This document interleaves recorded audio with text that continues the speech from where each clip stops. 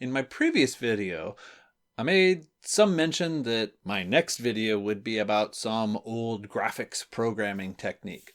Well, this is not that video. Last Tuesday, I spotted an estate sale ad someplace very far away, and that caused me to change a lot of my plans. Tales of Weird Stuff presents The Medford Adventure. As soon as I saw the estate sale listing, I knew it was going to be really hard to talk myself out of making the long drive down to Medford. Medford is really far, but there was so much great stuff in the pictures, and a lot of times when there's things like this in the pictures, there's so much other just amazing things that the people who are running the estate sale don't even have any idea is an interesting thing. And that's the stuff I usually go for the most. Now, Medford is far. It is really, really far. Now, how far, do you ask? Well, by the time I got home, my trip meter on my car told me that I had been 575.8 miles. I reset that when I pulled out from in front of my house, and that is what it said when I parked pretty much about, what is that? 15 hours later. I sat my behind in my car at 2:37 a.m. and I pulled up in front of my house at 5:35 p.m. So yeah, it's far. Now the nice thing about leaving Portland at approximately 2:30 a.m. is there's no traffic. I mean, this is about the traffic view pretty much all the way, and then finally when I started getting pretty close to Medford, I was treated with a just lovely, lovely sunrise over the mountains. But this isn't the stuff that you're here to see. You want to see what I got. And there was a bunch of boxes and computers and all kinds of stuff, so I'm just going to dig right in. All right, well, I'm just going to dig into my trusty blue IKEA bag here and start pulling stuff out. See what all's in here. So, regular old parallel port cable. Very exciting. Let's see.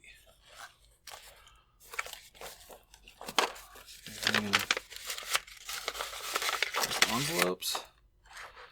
Oh. These are maybe a little bit difficult to see, because it looks like my camera is deciding to overexpose the image a little bit, but these are some kind of stickers to go on keyboard keys. Oh, these must be for WordStar? So then this says PK labels? Okay, what's in these guys? 74 LS32, okay. 74 LS74. Okay. WordStar conversion guide. WordStar 2000 RAM version.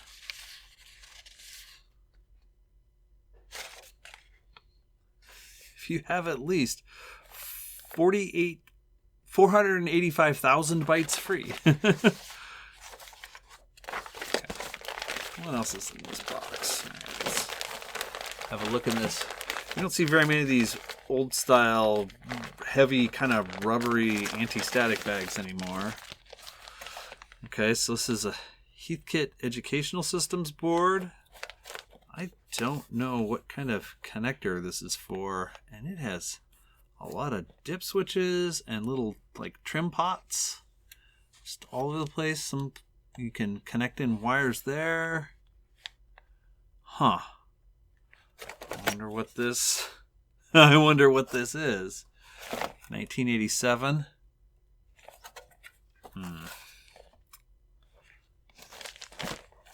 All right.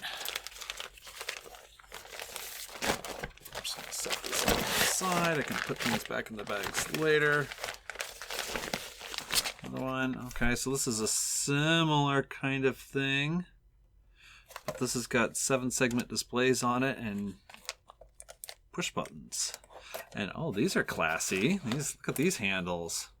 Huh, that's interesting. I don't know that I've seen handles like that on a computer board, and then these little like TP, I'm going to assume TP is test point.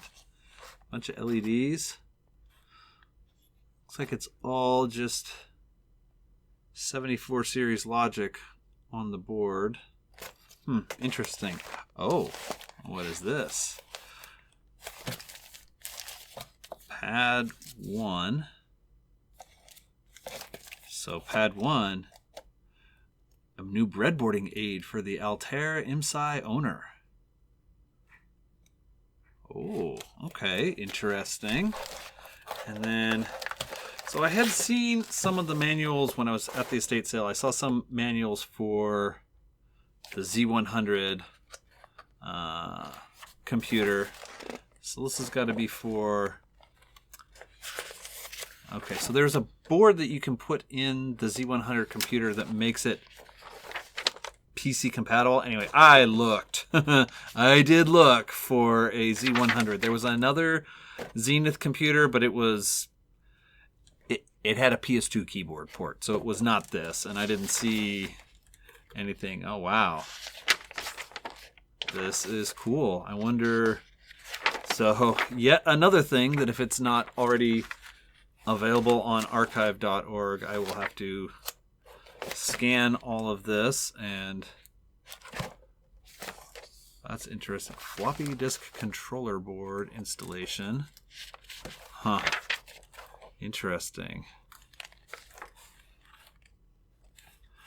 Okay. All right. Well, interesting stuff in that box.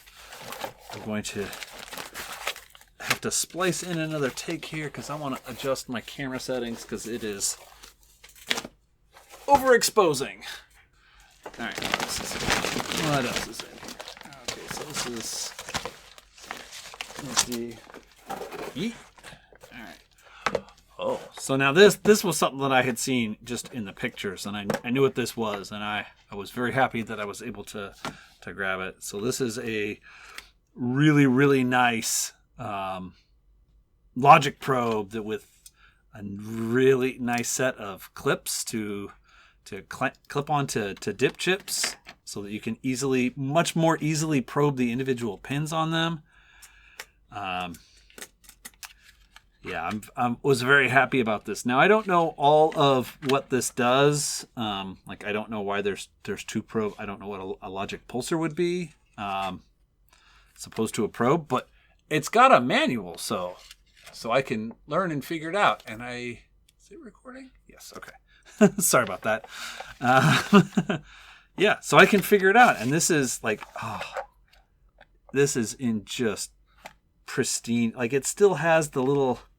The outer layer on the label here. This is just in, well, the one scary thing is I'm going to assume this has some kind of a battery in it. I guess I have a screwdriver handy. The obligatory battery check. Have the batteries rotted from the inside out. Let's take a look. Am I going to be sad or glad? It feels very light, so I'm assuming that there are no leaking batteries within, but how many times have I opened up something? Usually I'm able to open it up before I put down good money for it, to find out, oh, no, there is no battery inside. Okay, well, that is interesting. There's not a lot inside. Huh. All right, well, so this must get power through these connectors somehow? Okay, interesting. All right.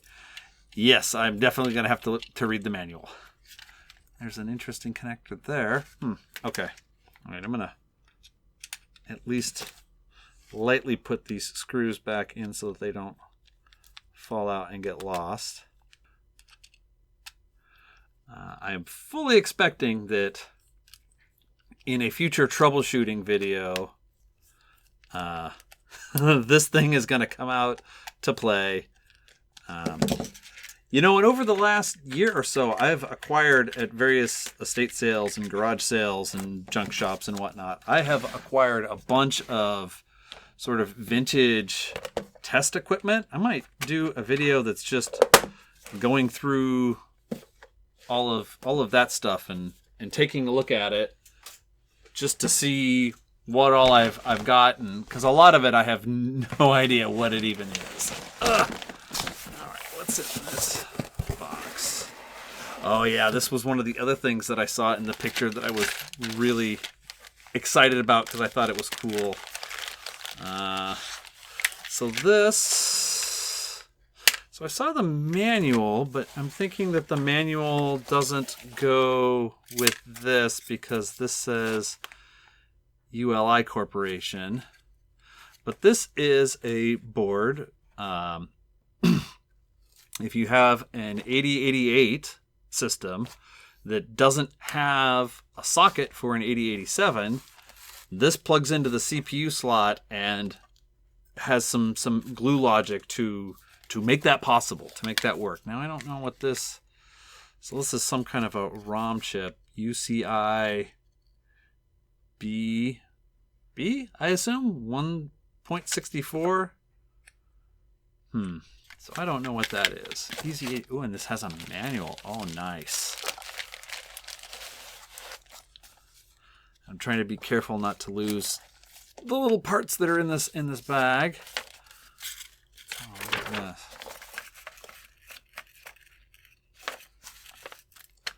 Operates both the Easy PC and both the Z100 and PC modes. Okay.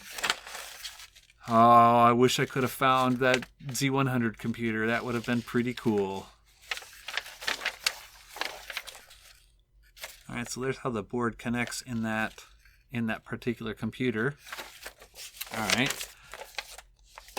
Oh, the addendum. All right. Yay, more stuff to scan and upload to archive.org. I have stuff from documents from 2 years ago, videos on the channel that I've said, I need to scan this and upload it to archive.org. And I have not done any of that yet. Fortunately, this stuff will be easier to scan in my just flatbed scanner. So the manual for a Zenith board, which this board may be... Ooh, these are really nice diagrams of the computer that I couldn't find. Wah, wah. All the disassembly and... Okay.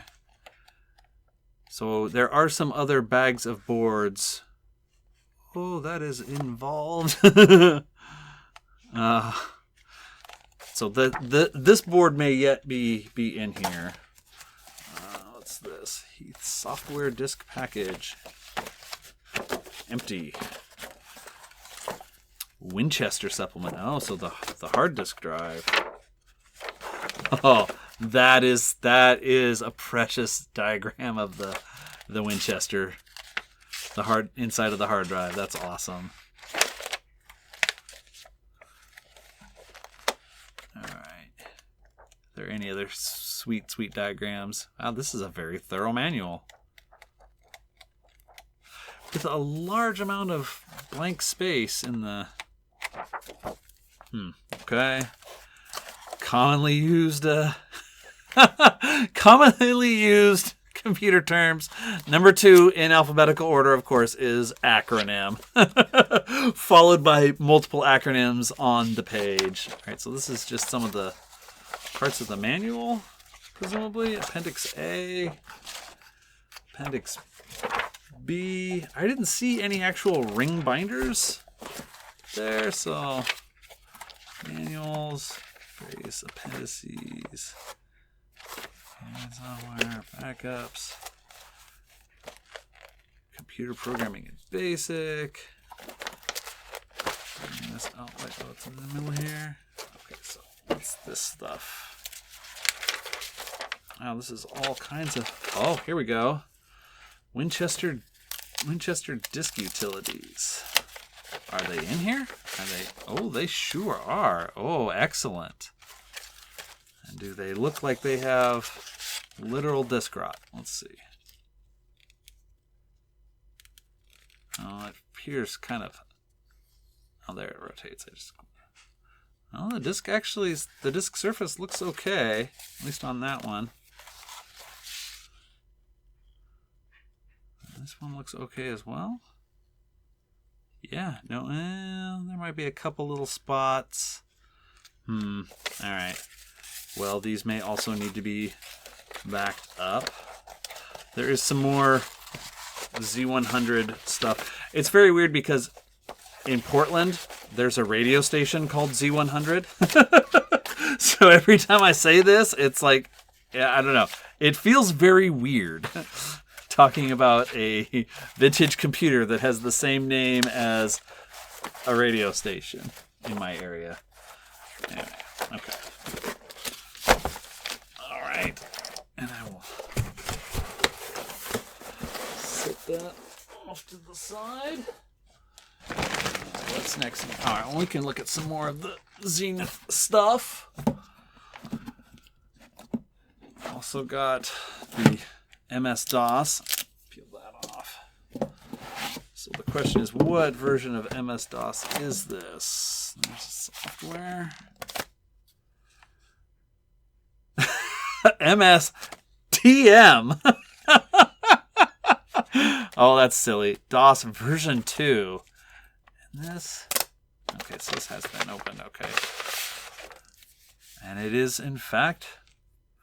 MS-DOS version 2, disk 1 and 2, and a customer demonstration disk. Oh, nice.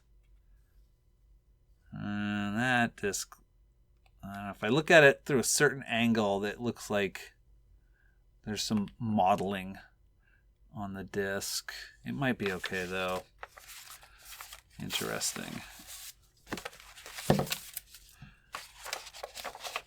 And then I am not going to flip through an MS-DOS version 2 manual.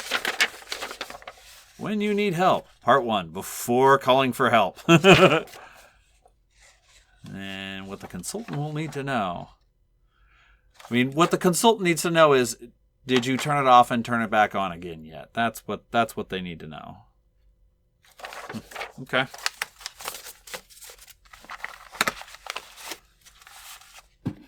And yeah, and it looks like, I mean, usually when you find manuals like this, some of the pages are kind of ripped and it looks rough.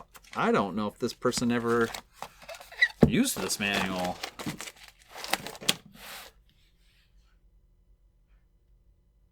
That's interesting. Oh yes, the cryptography export ban. No, not the cipher utility.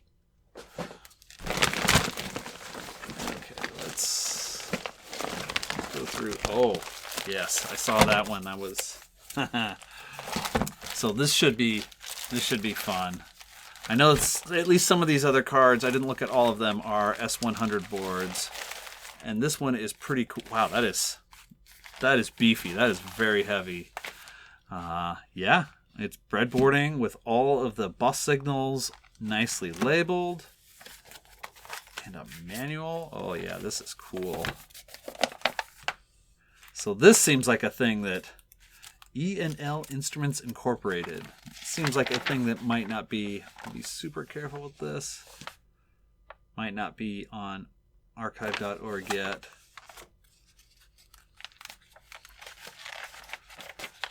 Oh wow.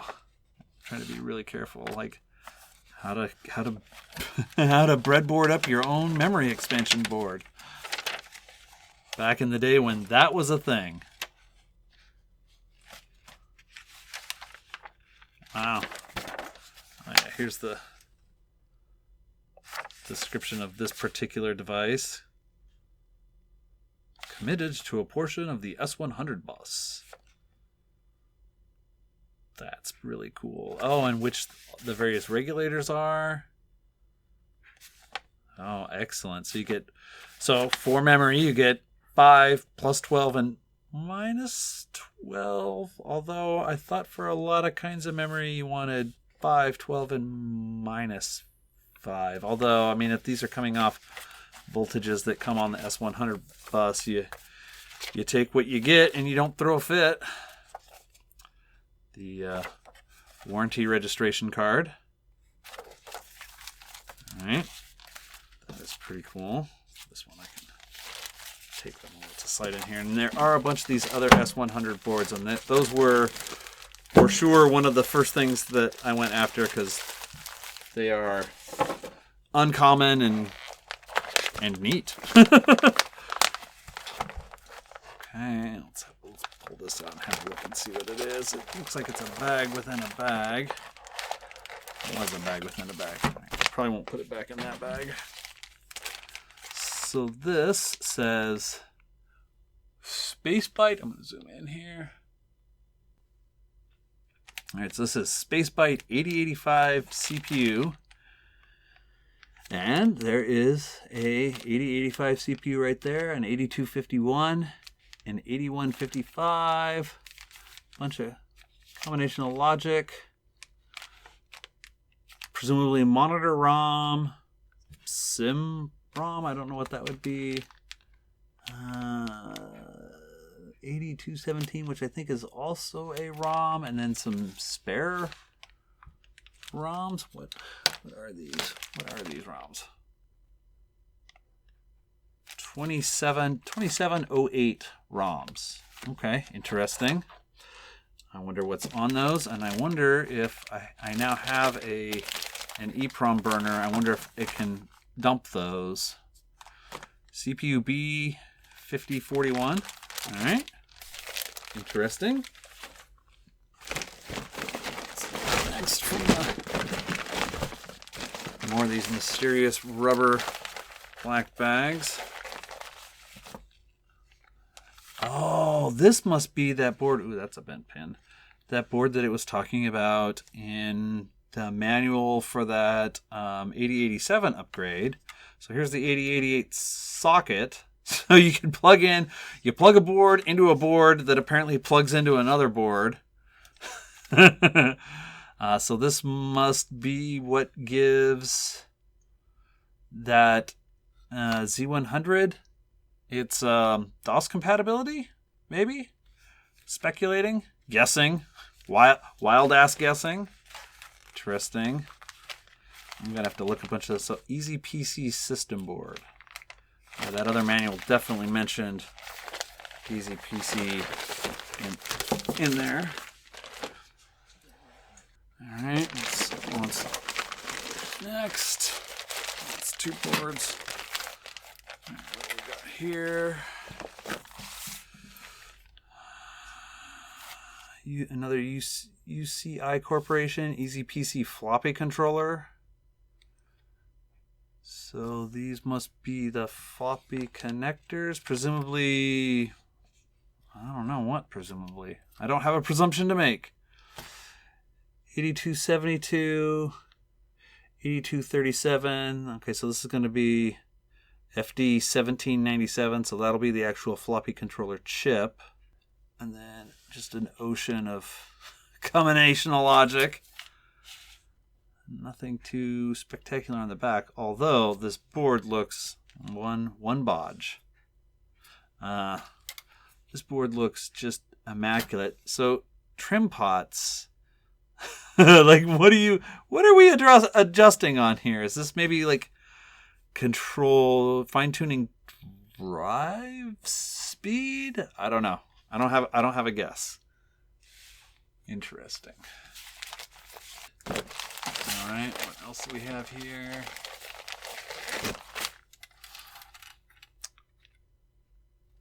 So 6845 vid-ROMs. Okay, this is going to be a video board. Z100 comp, Z100 RGB, comp out, and then RGB out, light pen. This block isn't labeled. So, Video Master. So presumably this would go in the Z100. as part of, so this will be what, like a monochrome video board, perhaps? Dumping the ROM will tell for sure. And you do the Z100's native video into this and then passes through to come back out here? Maybe? Wild guessing? VZ00697. I don't know if that's significant there. Okay. Interesting. Oh, and this board feels smaller, so... and it's in the biggest bag. That makes sense. The smallest board in the... here we go. Okay, I didn't know this was in that group. So this is the actual board that goes with that manual that didn't go with the other board, but it's the same kind of deal. Plugs into the 8088 socket.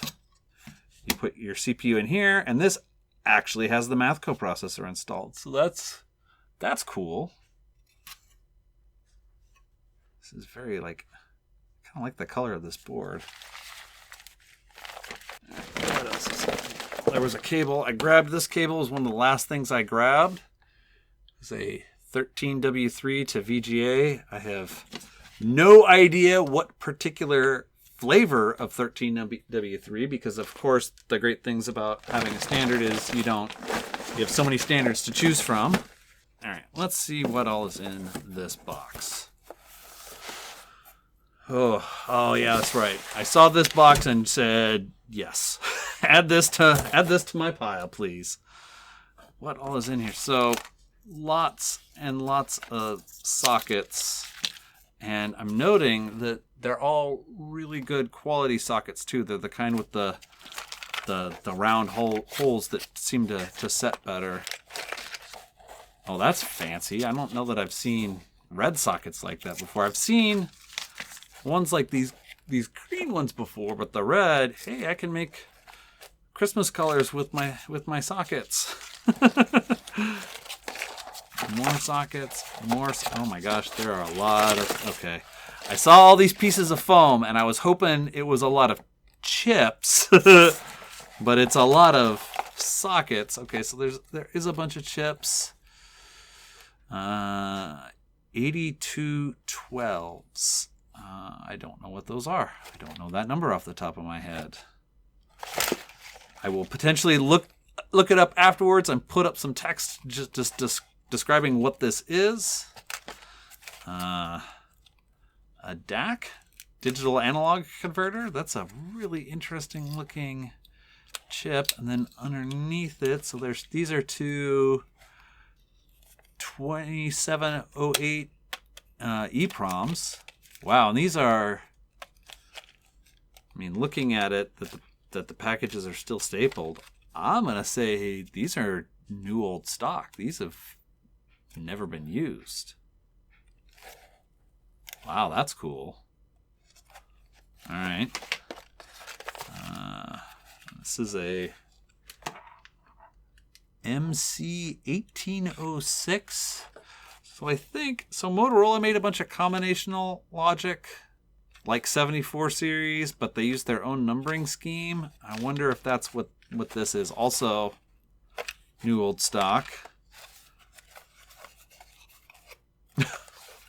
Okay, this seems maybe out of place, because this looks like when I was a kid, my dad had to replace the thing in the car that makes the turn signal blink, and I swear it looked like this. So I wonder if that's what this is, because it doesn't really say on the box. I mean, it has a component number, but I don't know. I surely don't know what that means. I wonder if that's what that is. What's this? IN5373, or 1N 5373B. It's very carefully. And it's some kind of diodes or some such. Okay, that's potentially useful. And what have we got? Capacitor stuck to the back. Motorola 6820. And I want to say that, because I have something else that has one of those on it, I think this is a parallel interface chip, like a PIA that like you would use with a 6800. And speak of the devil, there's a 6800 right there, and this is very hard to read, is also a 6820, and another 6820, and then these are MCM 6810. So MCM is what Motorola like to use on various kinds of memory products. So these might be some kind of static RAM or maybe mask ROMs of some kind on that. Whoa. Okay, we'll come back to that maybe. Okay, MCM 6830, MC 6850, another MCM 6810, and then a 6871B MPU clock. So this would probably, so the 6800 has a bunch of weird clock stuff going on. So this might be a single device that generates all the clocks that the 6800 needs. All of these being stored together, I would guess that they go together. And then some 74 series logic that's actually labeled 74 series. A 6886. And these are old chips, like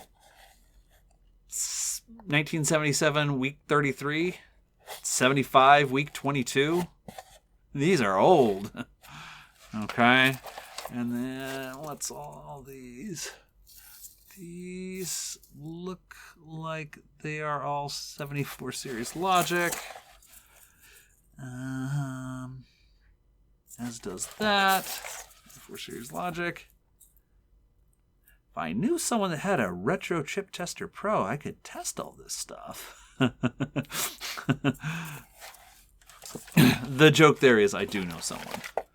Let's see. So another 2708 with spare written in pencil, and then if I can pry this up, and then another 2708. So that's 4 of those. Those are not common. Another, so this is an 1808. The other one I want to say was 1806. And I can't tell what that is. Can I pry that up without damaging it? You pry one up to find another one. Okay. I don't know what that is. Tube of, looks to be 8316, and then 74 series logic. Okay. Roll of electrical tape. Always useful. And what in the heck? Made in USA, Phoenix, Arizona. So this was sealed, but the seal is busted on it. This end it's also still partially sealed. So this is a 1N4722. So the way that this is labeled, this is some kind of massive diode. That is a big honkin' diode. Okay. All right. Richard Rubenstein and Harry Hirsch talk about the human factor designing computer systems for people. Huh. Interesting. Conversation with the authors, ideas for successful systems, copyright 1987. So, in comparison to some of the other stuff, this is new. And when the tape is slack like that, I would maybe guess that this tape was never played. That's interesting. It certainly looks perfect. Let's see, big bag of capacitors, looks like, of various sorts.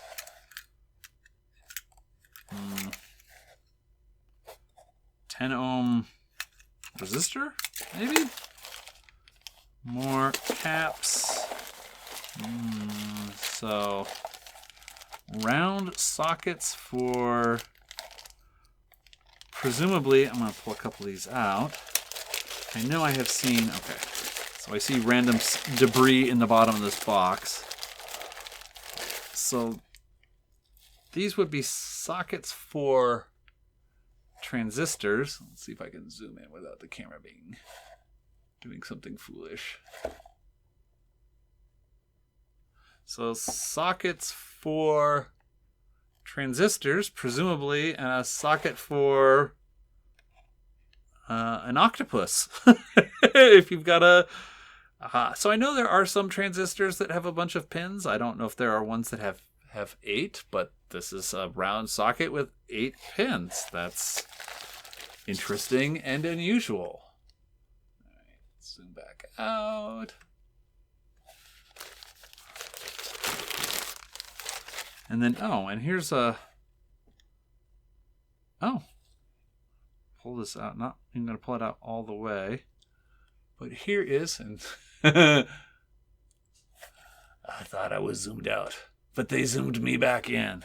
So here is one of those 8-legged freaks in a kind of a cool... So is this just a device to straighten the legs on this? What is this? So that's the AMD logo on it. LF357H. I have no idea. And then here's a big round transistor. So like would go in those other sockets. And then here's another one of those massive diodes. Interesting. And I don't see anything super special. I mean, big caps. I wonder if these are any good. All right, let's have a look at... So I'm going to move this box and stay zoomed in and try to look at what's in these little boxes. Just grab them out and be very careful because it's easy to... Yeah, so here's kind of a transistor with super long legs. Now here's presumably the one that goes in this other side. Oh wait, no, this is a... What is this? So the numbers on the side are... I can't tell. ND2 4204 617.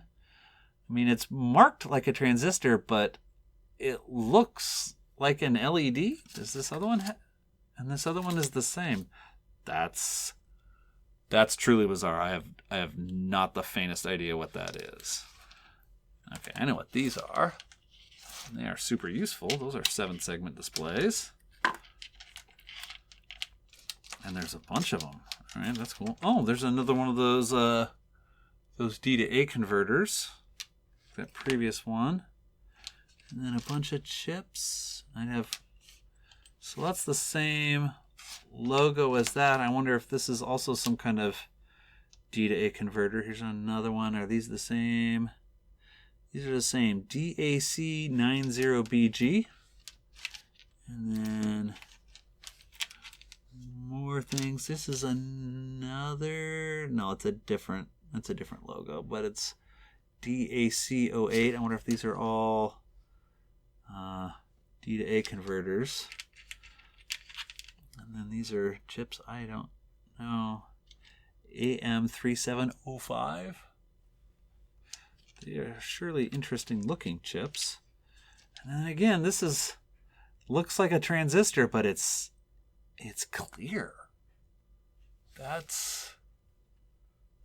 is so unusual, and it's definitely like shaped like a What? Here's another one. Okay, someone is going to have to help me out. What are these? I am super interested about these LED looking transistors. AD 561JD. And then, yeah, some more of these 14 series Motorola chips.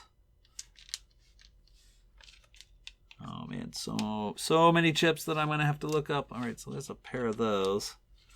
So much stuff to look up. And then, where? These, like, I mean, they look... He's got a hat. Sorry. Okay. I might have to look all these up. There's a lot of stuff here. Kind of like how these Motorola chips have these stripes on the bottom. I wonder if that's significant in some way. It's a little bit easier to see, I think, on this chip. Okay. All right. I'm going to just move these to one side. And then, oh, man, boy, a whole bunch of chips on foam. 1702AQ. And looking like it's got a window cover. That's going to be some sort of a ROM. RO32513 at General Instruments. They made so much different stuff. I really look for their sound chips, and this is not a sound chip that I recognize. RO, maybe it's a ROM of some kind. So many chips that don't have numbers that necessarily mean anything to me. Little chips with AMD logos on them. 82. Those are both 8216s.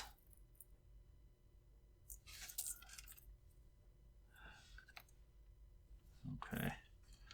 Nothing that immediately jumps out as super important or immediately useful stuff, but things definitely to look up. I'll have to look up that. And this is my note. This is the part where I'll put up on the screen what I figure out this is in editing. Okay. All right. I'm going to put all this stuff away and then move on to the next bit. There was one other smaller item that I really wanted to show. And that is this. I saw this device in the pictures, and it's part of what compelled me to drive all that way to go to this estate sale, because I thought this was so freaking cool. I mean, I saw it in the pictures, and I thought, what you may be thinking right now, WTF is this? So it says on here, microcomputer interface breadboard. It's unfortunately not complete. I looked around for the missing bits. One of them may yet be found. We'll see. This is basically a device that you connect via a ribbon cable, and there's a couple different ones available, to a vintage 8-bit computer. Now, one of the versions of this, the ribbon cable goes to a card that goes in an Apple II. There's another version, and as far as I know, the only difference is the cable connects from the ribbon cable to the bus expansion port on a TRS-80 Model 1. And the idea is you hook this thing up. It provides some of the barest glue logic here, just like the buffers and things like this. And then you design your add-on board right here. Right? This is the expansion card which you are designing for the computer. I don't know what's going on here with this TMP 8251. Okay, so that's a I should know off the top of my head what an 8251 is. Timer, interrupt controller, maybe something like... Anyway. So someone was in the process of designing an expansion card for... I would guess for an Apple II. And I did look around a lot for the cable and for the card that goes in an Apple II. I intend to use it with a TRS-80 Model 1, so I'll need to fashion a different sort of cable, and I know that I will need to fashion a cable, but this this is weird stuff right here. This is so cool. And it's got a floating, presumably 1 megahertz clock crystal there. So I have no idea what was being wired up here, but a person could make anything. And I thought that was pretty awesome. I think what I'm going to grab next is the Apple II. I don't know if my camera is far enough away to be able to film from it. I'll figure something out. And my hope is that the card that goes on the other end of the ribbon cable is inside that Apple II. Oh please, oh please, oh please, because that would be awesome. And if it's not in there, it's surely gone forever. And I've seen pictures of the card for this, and there are some active components on it, but the pictures are not very clear, and I don't know what those components are. So fashioning a replacement board that goes inside the Apple II for this, I think would be more challenging. For the TRS-80 Model 1, I'm expecting it's just figure out which pin. I mean, it's got to be just a straight through cable, I would expect, that connects to the bus in whatever fashion, right? So I would need to basically just build a straight through cable with this kind of connector on one end and the card edge kind of connector to plug into the back of the Model 1 on the other end. So my hope is to get that stuff fashioned and get something built and be able to play around with this for Septandy. So I've got a lot of time to do research and to figure things out and to get the missing components built out. But this is really cool. Like everything is labeled of data bus, address bus. I don't know what these probe points, I'm not sure what those would be for exactly. Dip switches for configuring things. Everything is socketed because you're going to fry stuff because you don't really know what you're doing. Well, I don't really know what I'm doing.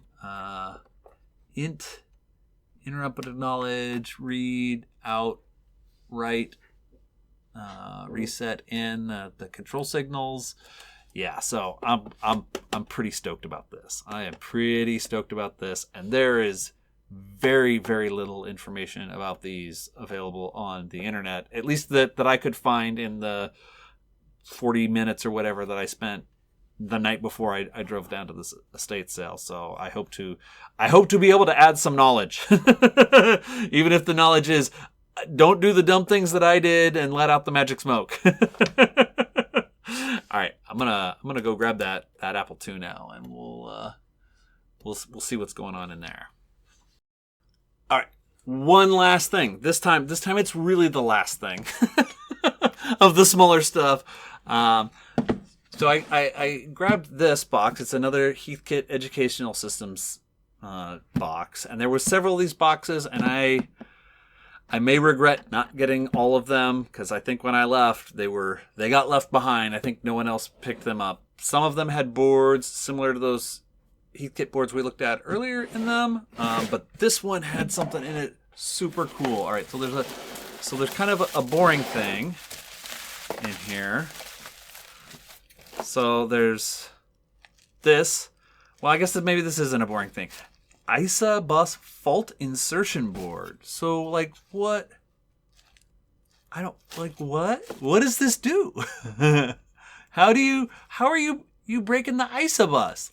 So it's got some LEDs, it's got a speaker, it's got a jumper to turn the speaker off, it's got a probe point, and then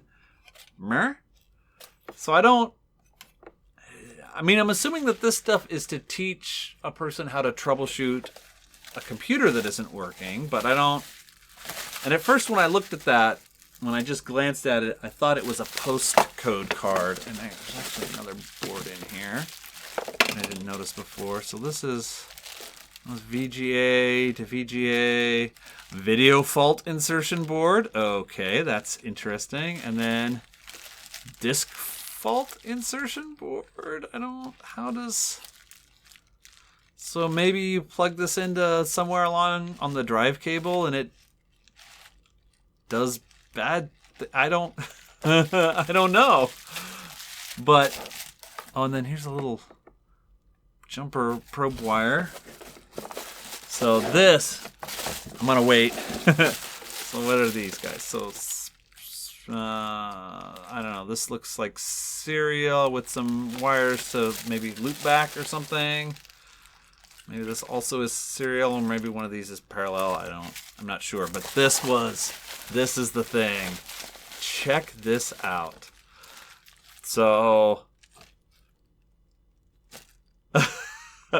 CPU fault insertion card. So this goes into your 486 socket. You put a 486 in, and what? Like, it makes it not work right, do random bad things, and then you're supposed to troubleshoot this? I don't understand. But I'm gonna have to research this a lot, because this is, I saw this in here and I said, oh yeah, that's coming home with me. I don't know what this is, but it's weird and cool, and I wanna these are neat toys. I want to play with them.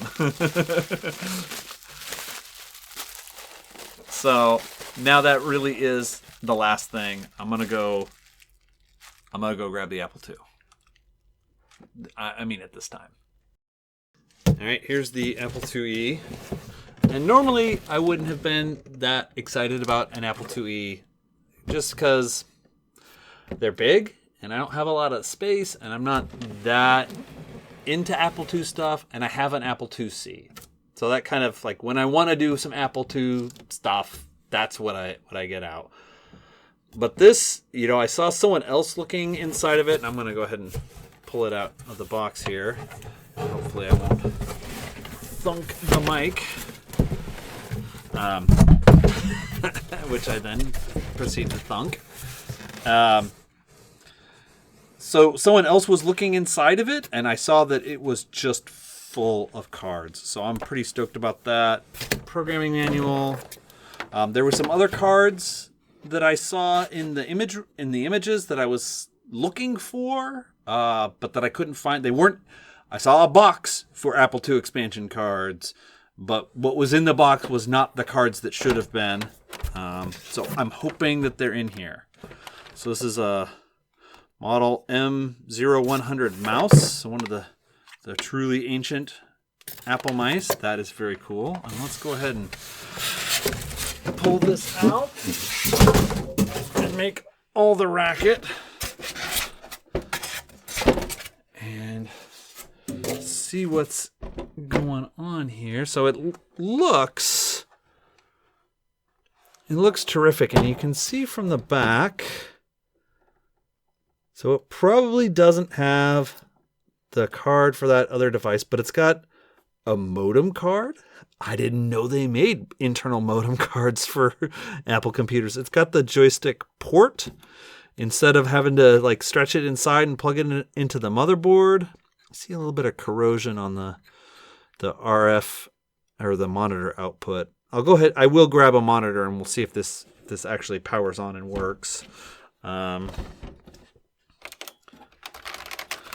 Keyboard feels good. All right, I'm gonna switch to the other camera angle for the big reveal. Ah, big reveal. All right, now the first moment of truth, maybe. Wow, see, yeah, this is full of stuff. Up on my anti-static thing. That's what I was excited about. So I'm going to leave the modem card there. I'm not going to mess about with that. So I know very little about Apple II, so hopefully I'm not doing something incredibly stupid by just trying to pull these cards out and have a look at them.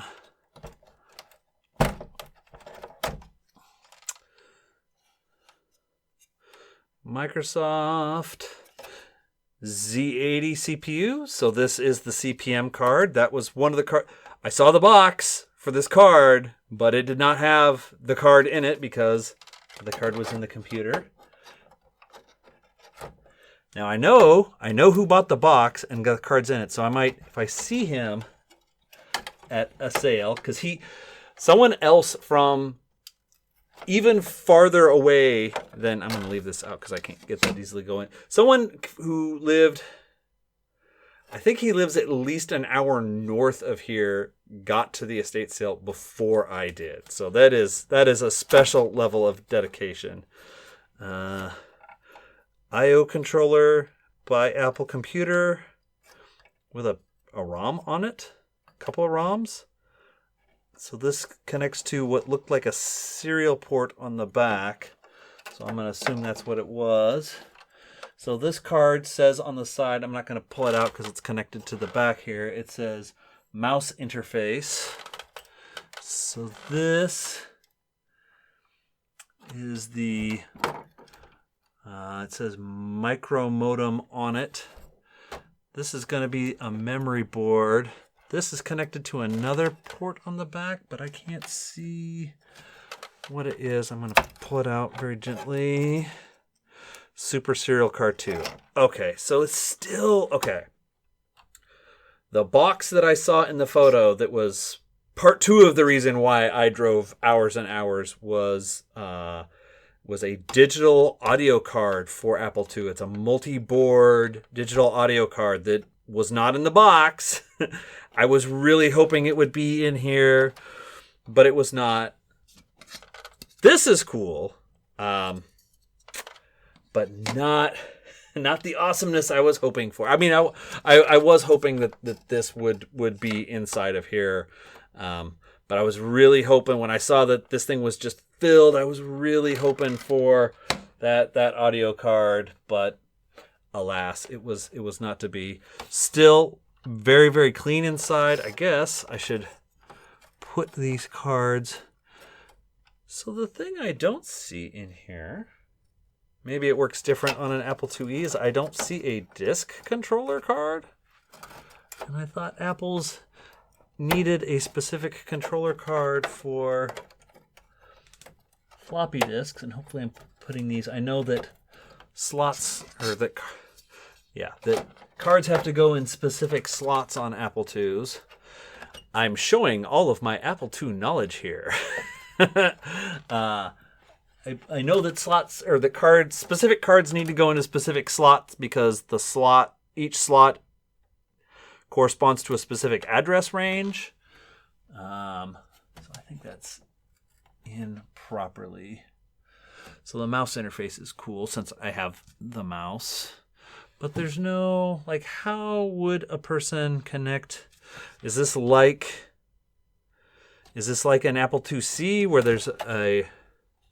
At the back, I don't see anything back here that's obviously...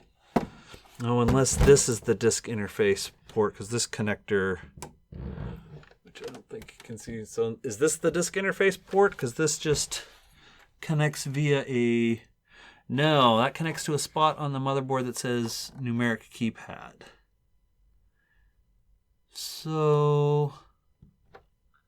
Now I do see a chip on here that says AY Pro. Is this a sound chip on here? Is that a normal thing on an Apple II? Yeah, so how in the heck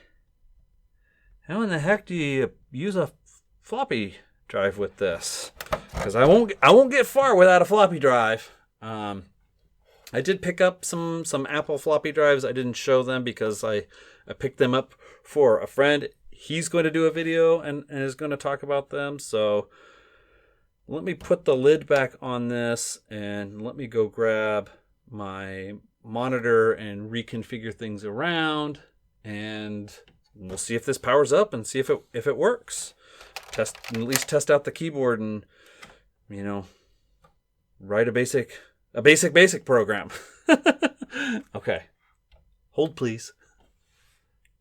Hopefully no smoke. Hopefully it'll just work.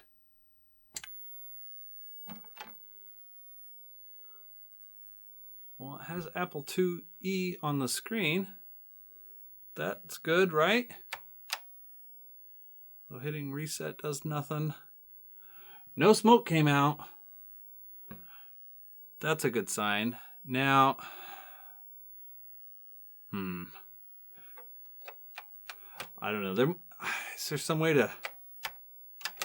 Oh, yay! Okay, so control reset breaks out. Okay. Oh. No, my fingers are off. I do not syntax it. Okay. Well, so something works. Ooh.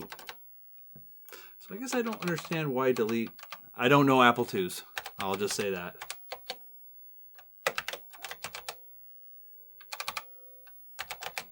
So this seems to work. That's really good news. Key repeat. I wonder if that's... doesn't seem like that's normal.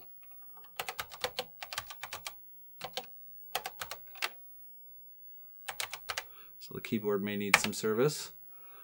But it seems to work. All right, well that's really cool. I am super stoked about that because I think this was the most expensive single thing that I bought. So that it works and that the keyboard seems to work. I haven't tried every key, but that the keyboard at least seems to work enough that I could type in a basic program with an extra space in it.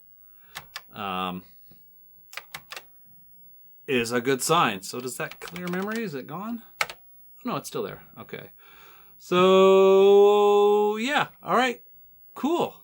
I think there's just one last thing to look at that I don't have. I'm not holding out a lot of hope for, but we'll see. Excellent. All right, and this is the last thing. Hopefully, I'll be able to record this segment before that camera's battery dies. So this has the keyboard and some manuals with it.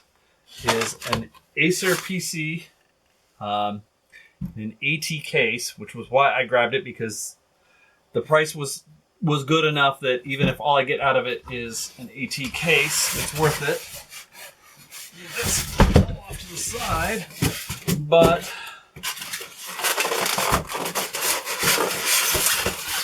Whew. Love the squeaky styrofoam sound. But, problem. Well, so there's two things. One, this still has the sticker on it. This has never been opened.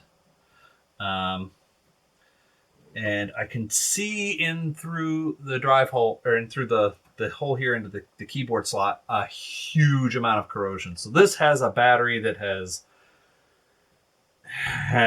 gone bad. So I'm going to flip this around. Actually, I'll just rearrange to the other camera angle and I'll open this up so we can take a look inside of it and see. I have no idea what kind of a computer it is because the box says some stuff. I tried to look up the model numbers on the box and couldn't find anything online. I did look at the little bit of documentation that's in here and I don't. It's like a Super I/O card manual, a modem manual, Mach speed VGA. Oh, that's ATI's branding, so that could be an ATI card. That's hopefully that's what's in here, and hopefully because the video card is way down here. Hopefully the battery corrosion hasn't done a number on that. Ooh, and a phone cable. That's useful. Lol. Okay, so I'm gonna open this up, and we'll see how bad the damage is, and hopefully I'll get more out of this deal than just a brand new nice AT case that has an A-Open case badge on it, which is kind of cool. All right, let's take a look inside, he said with much trepidation. All right.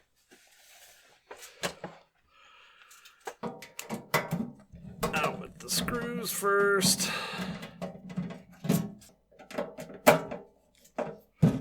So I'm looking at the back here, and there's parallel serial of both kinds, a game port. I see no sound card, which is a bummer. It's got a modem card, so that's, super, super highly useful. And then whatever the mystery VGA card is. All right. There goes the warranty void sticker. I don't think they'd honor the warranty on that battery. And from here, I see 486 CPU. Ooh. So that's rude. It's an ISA card in a VESA local bus slot. That's just plain rude. Get a look. Oh yeah, that battery has has done a number. But I'm looking at the motherboard. I'm gonna zoom in here. Eventually, someday. Zoom in. And I'm going to have to shine a light down in there with my phone. So you can see, it looks like, I mean, the battery has done a number. But it looks like the keyboard connector has gotten the worst of it. I don't see any obvious corrosion on the motherboard itself. So this may well work, which is pretty cool. It'll need a little bit of TLC to clean that up, and I'm assuming that I'm just going to have to replace this socket. But now zooming out, this is a weird motherboard. So 2 VLB slots that are a mile apart. Like, I've never seen an arrangement of VLB slots like that. This, I'm assuming, is a overdrive socket. I can see hiding under these cables. There's some cache memory, but it's not fully populated in. And a 46 DLC. So this is 46, but in a 386 socket. So possibly this motherboard could take a 386, which is kind of neat. The video card, I can't tell what that is. I'm going to have to pull that out, but it looks like, and I can't tell by looking at this. So that's fine. So the chipset is a Fear chipset. So this will be fun for doing some Doom benchmarks on to see, comparing the 46 DLC at presumably at 40 megahertz, which is interesting. I don't have any 40 megahertz bus CPUs versus an actual 46. And let's see what this card is. It's a Realtek? I didn't know that Realtek made VGA cards. All right, so that's another new VGA chipset to add to the collection. Also be interesting to try this with a 46 and a VL video card. So there's a lot of fun to potentially be had with this. I'm going to just put this back in here. This board will definitely come up in a future video. I don't know when. It will depend on how I can get to things. Since I don't know. Let me know in the comments. Should I play around with this sooner or later? Because I can maybe get it in. I don't know. We'll see. I won't make any claims. I won't make any claims that I can't back up. But it is weird that there's an 8-bit slot and they put the 8-bit card in a 16-bit slot. Like, what? There's so much and a WinBond I/O controller in a 16-bit. There's VLB slots on this motherboard. Use them. That is so bizarre. All right. That's enough of that for now, I think. So there were a couple of things that I didn't cover in the video. The oscilloscope, the Creative Labs set. I should probably do a separate video about that. I had originally bought that thinking that I was just going to sell it, but now it's pretty cool. I think I might keep it. That's always the danger, right? Was it worth basically 11 hours of driving and taking a vacation day and all that? Yeah, I think so. It was a lot of fun. I definitely had a good time dealing with the folks running the estate sale. I want to say it was Then and Now Estate Sales. They do a lot of sales down in the Southern Oregon area. So if you're in Ashland, Medford kind of area, they were good people to deal with. I would definitely want to deal with them again. A bunch of this stuff is going to show up later on in more detailed videos, I think, and will pop up kind of randomly in videos, especially the test equipment like the oscilloscope and the logic probe and things like that. If you would like to see any of those videos, I definitely encourage you to subscribe to the channel. If you enjoyed this video, I would really, really appreciate clicking that like button, and I would really love it if you would subscribe to the channel. I'm getting really close to 1,000 subscribers, and my birthday is the middle of next month, and I was really hoping to hit 1,000 by my birthday. I'm feeling like it's probably a long shot at this point, but hey, every subscriber helps. Also, right around that time, I'm going to have a table at the SideQuest Expo, which will be at the Doubletree Hotel in the Lloyd Center area of Portland. So if you are in or around Portland the weekend of March 18th and 19th, I want to say, I'll put a link in the description below. Please stop on by and say hi. And until next time, try to remember the good stuff.